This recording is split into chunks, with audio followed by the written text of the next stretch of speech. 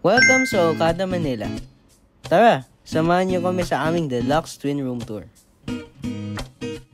Siyempre, may special surprise din kasi birthday niya ngayon.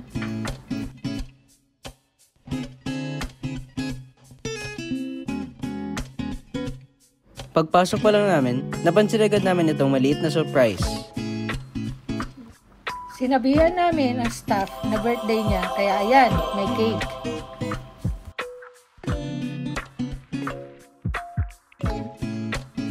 At may happy birthday, banderitas pa. Okay, let's start the room tour na. Unang makikita natin, itong malaking flat screen TV. Perfect para mag-relax habang nanonood. Dito naman sa gilid, may complimentary coffee, tea, at bottled water para sa guest. Pagbukas ng mirror doors, andito ang highlight ng room, ang marble bathroom. Kompleto na siya with jacuzzi, bathtub, shower at toilet. Ito naman ang shower area, maluwag at elegante. Tapos itong toilet, high-tech.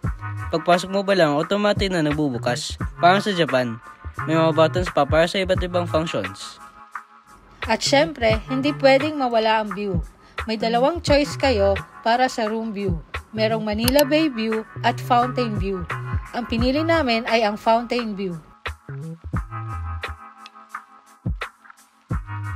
Sa tabi ng kama, may control panel para sa ilaw at may tablet din para mag-order ng food o mag-request ng amenities tulad ng towels or kahit ibang klaseng pillows. Ito naman ang jacuzzi bathtub, relaxing at sobrang ganda lalo na sa gabi.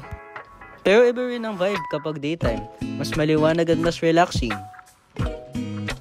Hindi na namin na-video ang swimming pool, pero ito ang ilang pictures, ang ganda talaga ng lugar. Highlight din dito sa Okada ang fountain show, isa sa pinakamalaki sa buong mundo.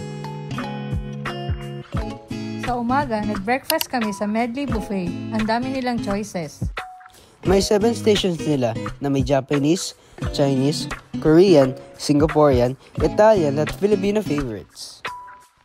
May fresh seafood sila, shrimp, crab, scallops, and pwede mo pang ipacook kung anong dish ang gusto mo. May cheese station din sila na puno ng iba't ibang klase ng cheese. Meron din silang cold cuts, nuts, fruits at jams.